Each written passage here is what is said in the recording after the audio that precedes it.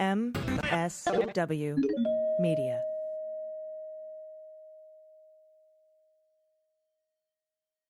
Thanks to Athletic Greens for supporting the Daily Beans. Athletic Greens is going to give you a free 1-year supply of immune-supporting vitamin D and 5 free travel packs with your first purchase.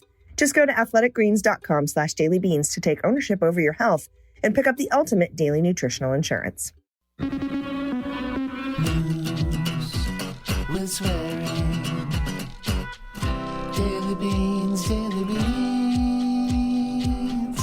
Daily Beans, Daily Beans.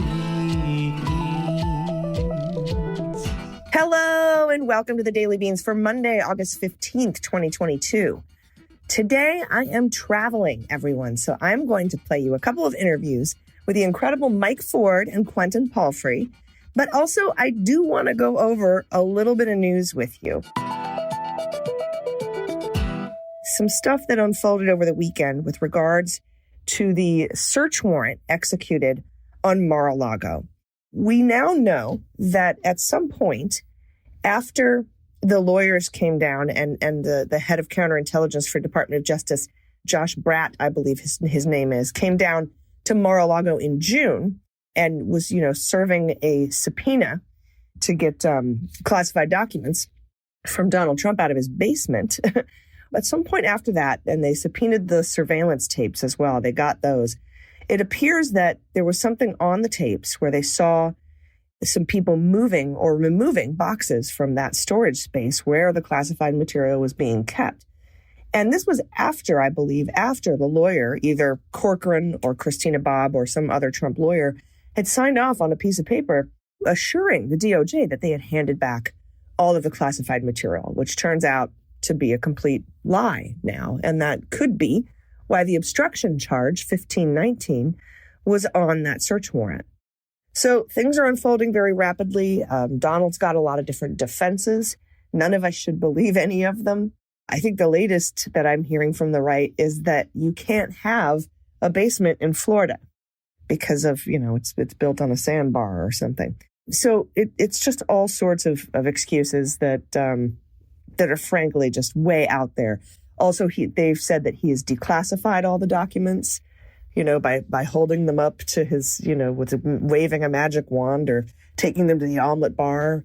I don't know. But it doesn't matter because none of those documents have to be classified in order for any of those crimes on that search warrant to have been committed. He left off there when Merrick Garland put together the search warrant, or whoever put it together and Merrick Garland signed off on it. There is no violation. They don't mention 18 U.S. Code 1924, which is the mishandling of classified information statute. And it was actually used to be a misdemeanor, but Trump made it a felony in 2018, but that wasn't on here. No, we have Espionage Act, 18 U.S. Code 793. We have the obstruction charge, which I just talked about, 1519. And then mutilation or mishandling, loss, concealment of presidential records, which is 2071. That's 18 U.S. Code 2071. So not only, what has become sort of clear here is that this isn't about him just mishandling classified information. This is about him misusing it and then obstructing an investigation into his misuse of those documents. We also heard a story that some of these documents were nuclear in nature and had defense secrets on them. We would not see those types of documents on the inventory list because, as the Washington Post pointed out, some of those documents are so classified, you cannot put them on an inventory list because you cannot confirm or deny that they even exist. And I imagine that's why Bratt was there, head of counterintelligence at Department of Justice. He might be the only person at the Justice Department with a clearance high enough to handle those documents. So we're going to get into all of this and more. I'll be back tomorrow with Dana. In the meantime, you have these really excellent interviews with Mike Ford and Quentin Palfrey. I hope you enjoy them. All right, everybody, welcome back. It's time to flip it blue. I'm blue, I've been deed, I've been died, I've been deed, I've been died, I've been deed, I've been died, I've been deed, I've been died, I've been deed, I've been died, I've been deed, I've been died, I've been deed, I've been died. And I bet you all remember listening to Andrew Clyde during hearings talking about how the January 6th insurrection was just a simple tourist visit and all that. And meanwhile, we can see, photos of him cowering in fear when the Capitol was under siege. That guy is the U.S. representative for the 9th District in Georgia.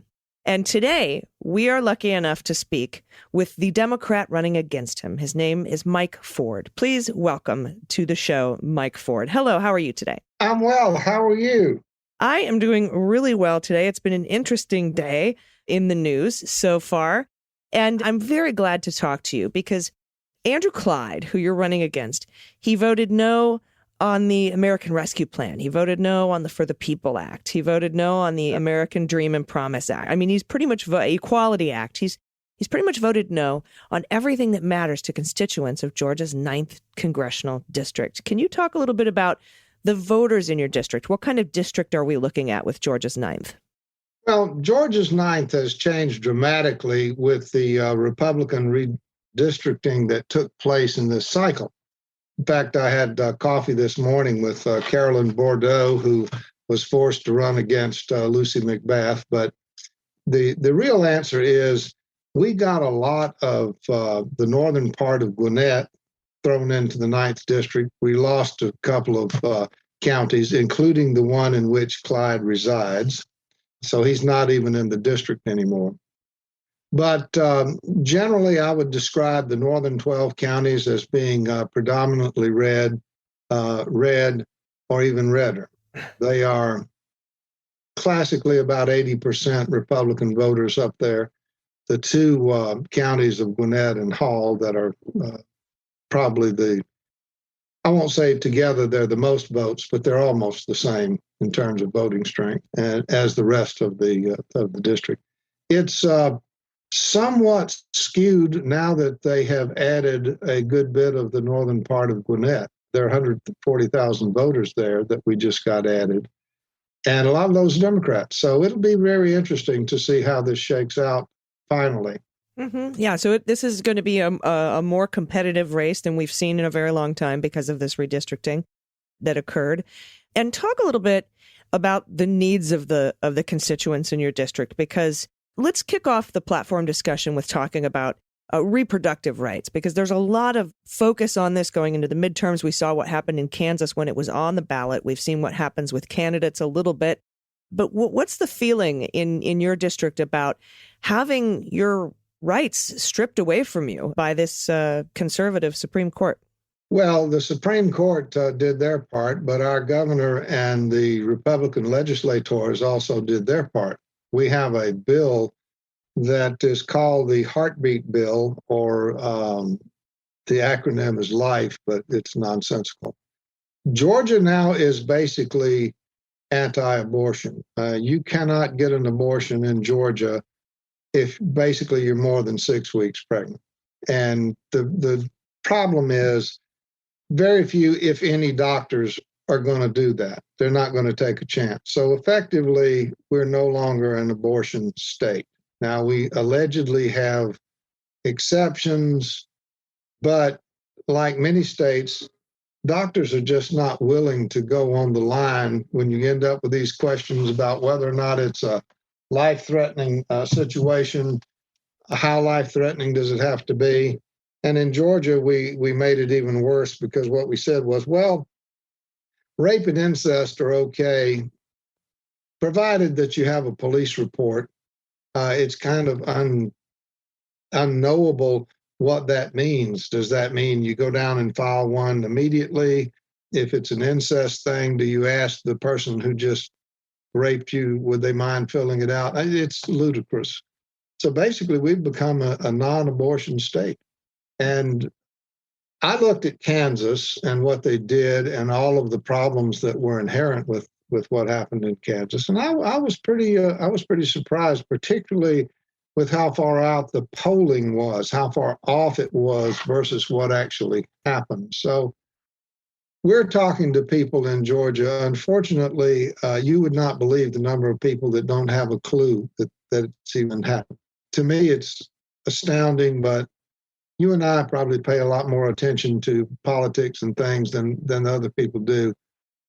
And frankly, the Republicans in Georgia have suddenly decided mostly that they're very quiet. Our Governor, Brian Kemp, is kind of saying, well, I think we should just eliminate abortion, period. So that's where we are and what we're up against. But we're pretty confident that there's going to be an awful lot of backlash here in our state. Unfortunately, I think that the election is going to happen on November the 8th. And I think that's going to be before a lot of people really understand the problem. So our job is to motivate those people, get that information out, and be sure that people understand what has happened. Because it looks to us like a lot of people just don't know.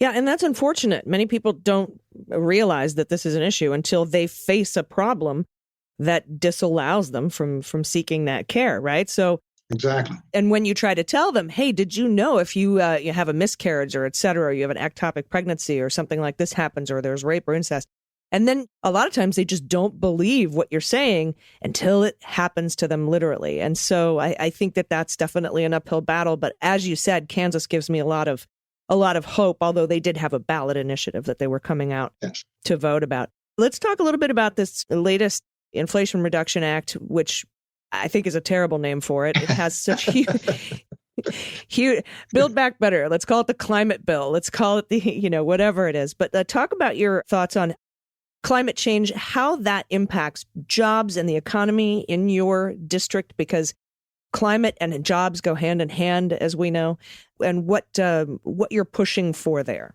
Well, my son happens to be in a solar company. That's where he works. So I'm perhaps more familiar with it than a lot of people in certain aspects. The other interesting problem we have in Georgia, particularly the northern part where I am, is we're now facing a fire problem that we haven't seen before.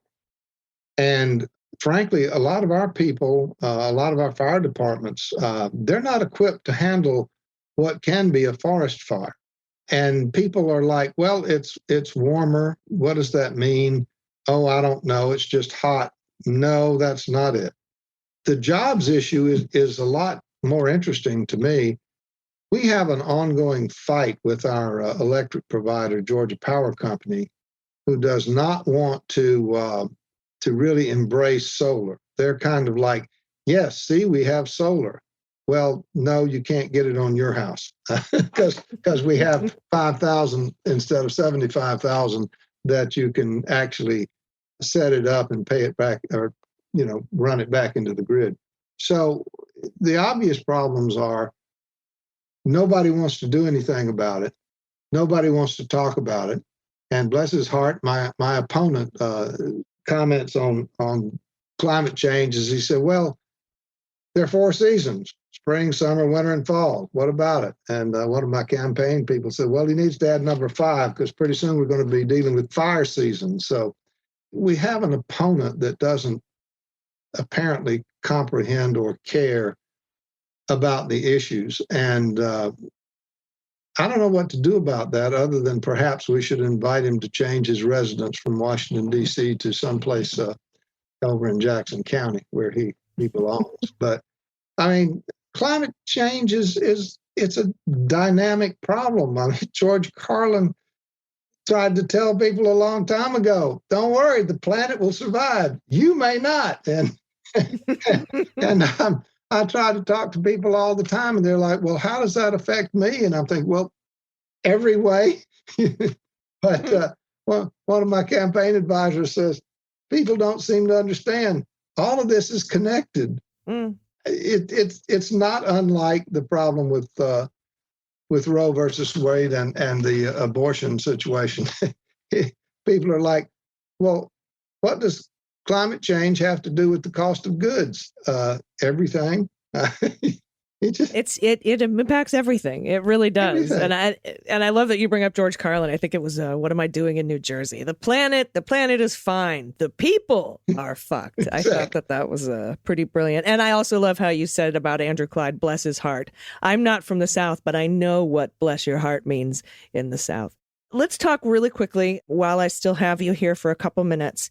One more issue on the ballot now is protecting our children from gun violence. What are your ideas and thoughts about that and how you differ from Andrew Clyde, which we probably could guess on that? Well, Andrew Clyde has engaged in really what amounts to self-serving in the Congress. I mean, he has 2 gun stores. He supports things which help him. He's currently doing business with the administration, both nationally and with states. So he brings kind of a self-dealing concept to the discussion. There are a lot of problems with this gun control issue. One of the most basic is we learned from Uvalde that you're supposed to be prepared, you're supposed to be trained, and what a dismal failure that was.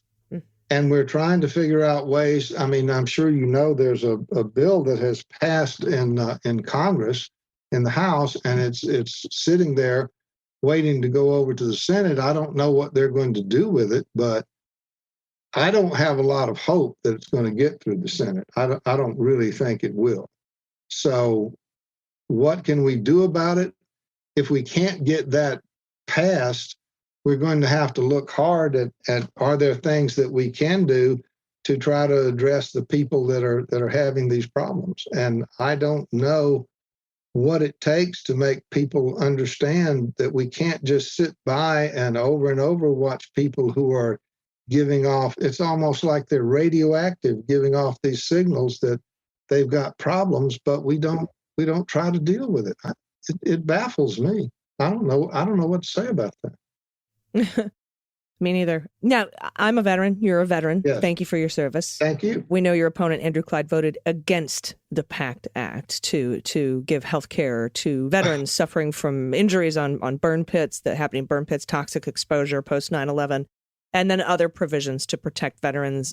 My father succumbed to illnesses from Agent Orange exposure in 1990, 1 year before Biden helped get the Agent Orange Act passed. And I worked at the VA for over a decade. This is an issue near and dear to my heart. I know we have a lot of veterans in Georgia. Are you talking to Georgians and voters in the 9th about how this just absolute disrespect to veterans? Well, I'm a veteran. I'm a Vietnam veteran. I was in helicopters. We went all over the country. And, I have Agent Orange issues. We don't talk about it very much. It's not terribly serious, but, they're there.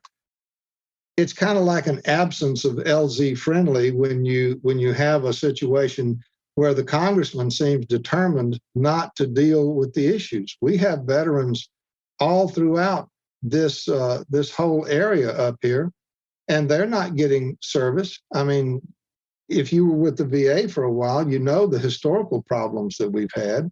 And, my dad was a career military. My stepdad was career military. Brother served on B-52s. I mean, we have veterans in the family, and it's always been a disaster when we send people in harm's way, expose them to all kinds of things, and then when they come home, we act like, well, we don't really care. I mean, I don't know what's wrong with them. Mm-hmm. I don't. But we do have people up here which are needing these kinds of help. And Clyde just, I don't know, as you would say, and I would say, bless his heart, he doesn't seem to get it. But of course, bless his heart is what you usually say when you're patting a stupid child. But, I don't know what to say about it. Yeah, it's, frankly, I just don't understand how the constant attack on our troops and veterans and the government, it's an unrecognizable Republican Party, but it's the party they've chosen to become. Can you let us know where people can find information about your campaign, donate either money or time, text banking, phone banking, how they can support you, Congressman for Georgia's 9th District? Well, we need everybody's support, and we need as much support as we can possibly get. The website is Mike numerical 4 Georgia spelled out. So that's MIKE number 4 Georgia, GEORGIA. That's the best way to get all of the information. It gives you our website. It'll ship you to Facebook. Donate is there. Everything you could want is on that website, Mike for Georgia. Well, thank you very much. I appreciate your time today. Again, thanks for your service. We're going to get on this. We're going to get the listeners over to your website to help promote it, get people to follow you and understand that this is a very important race happening down in Georgia. I appreciate your time. Oh, you're welcome. Mike Ford. Thank you. Glad for you to be able to have me. Absolutely. It was wonderful talking to you. Everybody stick around. After these messages, we'll be right back. Hey everybody, it's AG. You know I love my Helix sleep mattress, and my nights have been much better since I got it. It's a mattress that's perfectly designed for how I sleep. Helix Sleep is a premium mattress brand that provides tailored mattresses based on your unique sleep preferences. Everyone is unique, and Helix knows that, and we all sleep differently, and that's why Helix has several different mattress models to choose from, each designed for specific sleep positions and feel preferences. It's amazing. They have 14 models now. Models with memory foam layers to provide optimal pressure relief if you fall asleep on your side, because that's important for me. They have models with more responsive foam to cradle your body for essential support in stomach and back sleepers.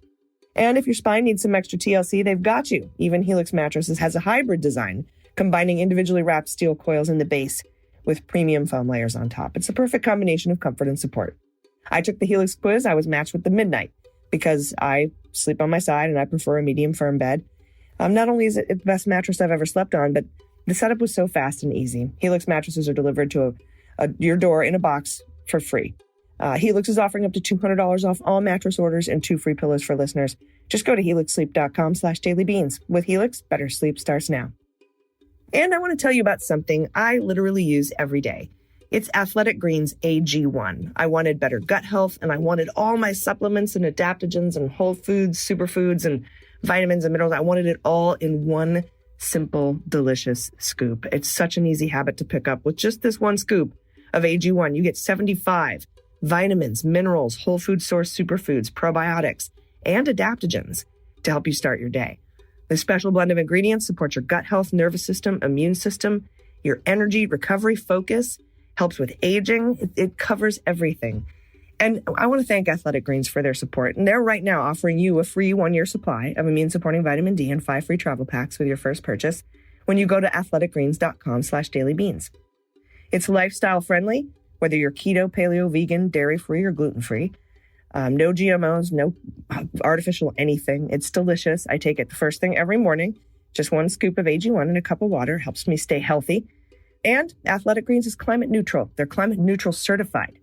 And right now, it's time to reclaim your health and arm your immune system with convenient daily nutrition. Just 1 scoop in a cup of water every day. That's it.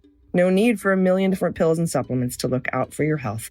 And to make it easy, Athletic Greens is going to give you a free 1-year supply of immune-supporting vitamin D and 5 free travel packs with your first purchase.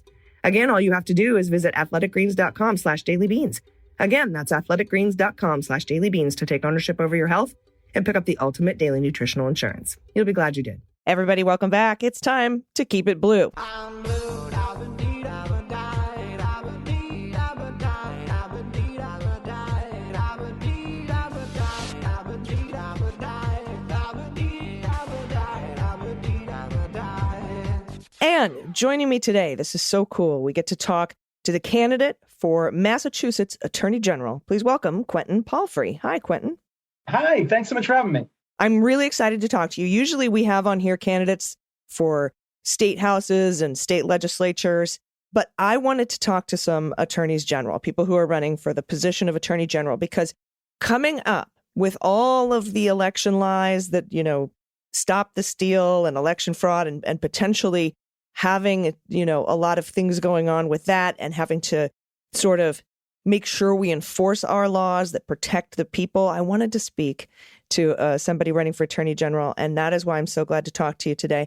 Tell us a little bit, first of all, about Massachusetts and the law. Like, just give us a general overview of what it is you kind of want to keep going from the incumbent and what it is you might want to implement that's different. Yeah, look, I think we're at an extraordinary moment in American history and a really dangerous moment in American history where the Supreme Court is undermining our fundamental rights, where we can no longer look to the federal judiciary to protect our civil rights, We're in a moment when Congress is failing to lead on the really big challenges that we face, whether that's the climate crisis, gun violence, racial injustice, and where our democracy is literally under attack. An armed mob stormed the Capitol to try to disrupt the peaceful transition of power. If you sort of think about where the leadership's going to come from to take on those really big challenges, it's not going to come from the federal courts anytime soon. And no matter what happens, and we're going to fight like hell to keep, the Congress in Democratic hands, but it's unlikely that Congress is really going to have bold leadership. And so I think that the states and the grassroots are really in a position to lead. Massachusetts has a wonderful tradition of leadership dating back to, our Constitution was based on the Massachusetts Constitution. We were at the heart of the abolitionist movement against slavery. We led the way on equal marriage. We led the way on universal access to health care, though we've got a lot more work to do there. I'm a big single payer advocate, but Massachusetts has this tradition of leadership, and I think that there's a real need for that leadership right now. The AG office has been a big part of that. So in recent years, the Massachusetts AG has taken on a corrupt and immoral Trump administration over and over and over again, took on ExxonMobil, took on Purdue Pharma and the Sackler family, whose lies brought us the opioid crisis, took on Walmart. So I think we really need the AGs in blue states to really lead in defending our democracy and protecting our civil rights and pushing for urgent progress on things like the climate crisis and gun violence. Yeah, and let's kick off the platform discussion, your campaign platform discussion, with a little bit of understanding the role of attorneys general, because yes, faithfully execute the laws, et cetera, but there's also prosecutorial discretion that's involved. And I want to open up the discussion about reproductive rights, because there are going to be people traveling from states that don't allow abortion or that criminalize it and go after doctors who are just doing their jobs trying to save lives. What is the Attorney General's role in kind of understanding prosecutorial discretion of what you're going to prosecute and what you're not going to prosecute, and how Massachusetts can help in that fight to protect our reproductive rights? Yeah, so I see the Attorney General's office as the chief civil rights officer on this issue. And so I think when I think about the attack on abortion rights that's come out of the Supreme Court since Dobbs, I sort of think about four things that Massachusetts can do. One is we have to have the best laws in the country. And I think the AG can work with the legislature to make sure that we're protecting access to abortion rights, both kind of in terms of the technical details of what the law allows, but also in terms of making sure that insurance is covering it, that we get rid of abortion deserts, that we actually, in a meaningful sense, make sure that people who are pregnant have access to abortion care. The second is implementation of those laws. We need to stand up, for instance, against crisis pregnancy centers that lie to people seeking abortion care. And so I think there are a lot of ways, the AG office litigated some laws a few years ago around buffer zones around abortion clinics. And so I think that there's an enforcement role there to make sure that we increase access. I think that we're going to have people fleeing persecution from other states, fleeing bounty hunters. And so we need to make sure both that we create a safe haven for folks who are seeking abortion care and gender affirming care coming in from other states, that we protect our providers from these attempts by other states to add liability for those who help people access their fundamental rights. And then, I think that we need to have a national role in trying to rebuild our democratic values. We need to move back in another direction. That's not going to come from the Supreme Court. It's going to come from states and grassroots leaders and reproductive rights organizations, leading a conversation to kind of reclaim some of what we've lost. The other thing that I think of in the context of Dobbs is abortion care is an extremely important part of this conversation. We need to really focus on making sure that we increase access. But this is a broader attack on our civil rights. You could see. Yeah, I was going to ask you about maybe some preemptive steps that you might take for things down the line that are on the chopping block, as Clarence Thomas put in his, concurrence with the Alito decision, that contraception is on the chopping block. Same-sex marriage is on the chopping block. All these things issue, how they relate to privacy. And so, yeah, I think maybe that there's some proactive things that you can do to preempt that. I think you're absolutely right. This is the beginning of a long fight, or the middle of a long fight, because they've been working on this for a long time. They really were very strategic in stacking the federal judiciary and stacking the Supreme Court, and used some really cynical maneuvers like Mitch McConnell blocking Merrick Garland to get to this point. But you can see in that Justice Thomas concurring opinion, you could see in the leaked opinion draft, that they're not just going after abortion rights, as critical as that is to our fundamental freedoms. They're going after LGBTQ rights. They're going after equal marriage, contraception, even interracial marriage is referenced, as a possible attack in that opinion. And so I think that we do need the states to work together to try to push back, to defend our fundamental civil rights. And we're going to have to work on that in tandem with other blue states. And it's one of the reasons why I think having experienced, qualified attorneys general in these blue states, we may be the last line of defense on a lot of fundamental rights that, I think 5 years ago, I'm not sure we would have thought were on the chopping block, but now we're in a really important fight. The other thing is, it breaks my heart to see, say, Texas, the Attorney General of Texas, treating gender affirming care as child abuse and sending investigators into people's houses. And so, just as we're going to see people seeking abortion care coming into Massachusetts and other states to seek medical care, we're also going to see people in the LGBT community fleeing persecution from a number of red states. And we're going to need to defend our fundamental rights in that way as well. Yeah, absolutely. Let's shift over to a couple of things that I think are intertwined, but are both on your platform here: voting rights. And then, of course, what we can do to fix our two systems of justice that we seem to have going on in a lot of places. Because, a lot of times on this show, we talk about the federal justice system. And that is so different from individual states' systems of justice. And you talked about working together with other states. As far as voting rights are concerned, and as far as justice reform are concerned, what kinds of practical things can you do by working with other attorneys general when you're elected here to sort of, help us preserve these rights, because they are currently being trampled, and it is nationwide. So you mentioned working with other attorneys general. How does that work, and what sort of things are you looking at as far as voting rights and criminal justice reform? Yeah, so our democracy is literally under attack. We're watching history unfold with these January 6th hearings, but an armed mob stormed the Capitol to try to disrupt the peaceful transition of power at the direction of a sitting president. And that is on top of a series of challenges that we face within our system around voter suppression, around gerrymandering, around campaign finance, corruption, and the undemocratic nature of the way that the Electoral College and the Senate work. There are a whole series of things that have undermined the functioning of our democracy. I've spent a good deal of my career on this issue.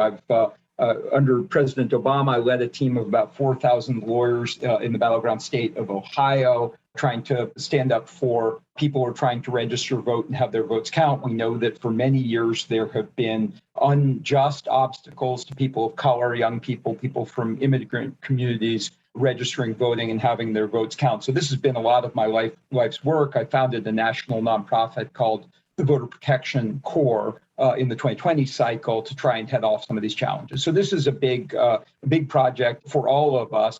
I think that we need to be a little bit pessimistic about the ability of the federal government to be the place where we solve all of these problems. So on Martin Luther King Day, Joe Biden went to John Lewis's hometown and called for reform to the filibuster to pass the John Lewis Act and the For the People Act, and was rebuffed by Mitch McConnell, by Joe Manchin, by Kyrsten Sinema, by all of the Republican caucus in the Senate, unless the next election goes a lot better than it looks like it's going to at this moment, that's probably not where we're going to see those fundamental reforms. So I think that then means that the states are going to be the place where we're going to need to lead. And so I've been pushing for Massachusetts to be more democratic in the small d sense, because we're not a leader. We don't even have election day registration. So we block, people who are otherwise eligible from voting based on arbitrary and bureaucratic registration deadlines. We have a very untransparent legislature that works in many ways in an autocratic sense. I've been also very focused on campaign finance problems. So since Citizens United, we've seen this flood of special interest money coming into our politics. If you think about why we don't have meaningful gun violence action on the federal level, it's because of the NRA. If you think about why we don't have more urgent action on the climate crisis, so that it looks like we're going to make a little bit of progress this week at the national level. But, it's because of the power of the oil and gas companies in our campaign finance system and how that sort of pollutes our election. So I think if you want AGs to stand up, and if you want your elected officials to stand up against the Walmarts and the Bain Capitals and the Exxon Mobils and the NRAs, you got to get that special interest money out of our election. So I've spent a lot of time talking about and thinking about how we can kind of rebuild our democracy from the state level and from the grassroots up. You touched on another issue which is very near and dear to my heart, which is the ways in which we sort of have two justice systems. If you sort of think about the George Floyd murder, on the one hand, and Breonna Taylor and a whole series of other things. And then on the other hand, you look at like the Kyle Rittenhouse verdict, you can very clearly see that we have two justice systems in America. We imprison too many people for too long for doing too little. Race has too much to do with who ends up in the criminal justice system. And we've seen since the failed war on drugs, this absolute explosion of our incarcerated population and huge racial disparities in our criminal justice system. We're just not going to arrest and incarcerate our way out of problems that are primarily about structural racism, about underinvestment in substance use, disorder and mental health and stable housing and chronic disease management. If you actually want to solve those kinds of challenges, you really do have to focus on prevention. You do have to focus on making sure that every kid gets a start in life that they deserve. And so I'm a big fan of data and evidence and using data and evidence to sort of inform how we try to reform some of these systems. And I point to somebody in our state, Rachel Rollins was the Suffolk District Attorney, is sort of part of this progressive prosecutor movement. She's recently become the U.S. Attorney. But one of the cool things that she did and a number of other progressive prosecutors have done recently is use prosecutorial discretion, the ability to decide whether or not to prosecute certain crimes, use that prosecutorial discretion in innovative ways to try to bring down this over-incarceration, to try and bring down some of these racial disparities, and also at the same time to open up data sets so that scholars can work with you in real time to see what's working, what's not, and do more of the things that work. And so I think that's been a really successful approach, and I think that we ought to move more in that direction. Absolutely. And one last question here before I let you go, talking about creative ways to use prosecutorial discretion. You talked about campaign finance. We talked about voting rights. You mentioned expanding access to healthcare, very important. The urgency to fight climate change. Of course, education, you mentioned evidence-based justice reform. All of these things are impacted by how the Attorney General uses and finds creative ways to use prosecutorial discretion, especially in opening up when we talked about defending the reproductive rights. Before I let you go here, talk for a minute about what the power of the AG can do to help curb gun violence. Yeah, so this is just heartbreaking. I have 3 kids, 13, 11, and 5. It's just really hard to see these stories, see Uvalde, and see how little has happened since recent mass shootings, and sort of say, well, when is somebody going to do something about this? And I think that the reason why we haven't seen that action on the congressional level is because the NRA has so much power in our campaign finance system and really owns a fair amount of our Congress. And so I think then, you need states to lead. Massachusetts has had a really strong track record of leadership on gun violence. We've had some of the best laws. We've had some of the best enforcement of those laws, and we've had some of the best results. There's still too much gun violence in Massachusetts, but we have had better results as a result of our better laws.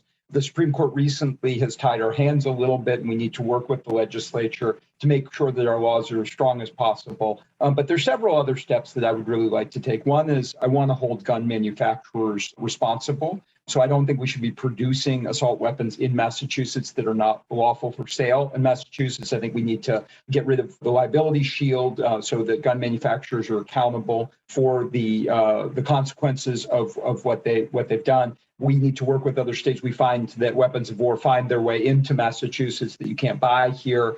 We got to take on 3D printed or ghost guns. We got to take on armories and bulk purchase sales. So you find when people are, on a crime scene, you often see that a lot of those weapons came out of these bulk sales. So we got to crack down on that. We talked about data and evidence. A lot of the violence comes out of communities, and so a lot of the prevention needs to be in those communities, and we have some good evidence-based approaches to investing in community prevention. I also think we need to get serious about suicide prevention. This has touched my own life personally, and numerically, it's where gun violence is most devastating in Massachusetts. We have something called an extreme risk protective order statute. Some people call this a red flag law that creates some opportunities to identify people who are risk to themselves and others and intervene before a crisis or a tragedy occurs. And so, getting serious about community prevention and suicide prevention, I think, is really important as well. Yeah, absolutely. And as a veteran, I 100% agree with that. And we have seen some successes in going after gun manufacturers in the way that they market to people as well. And that's something that the Attorney General can take into account.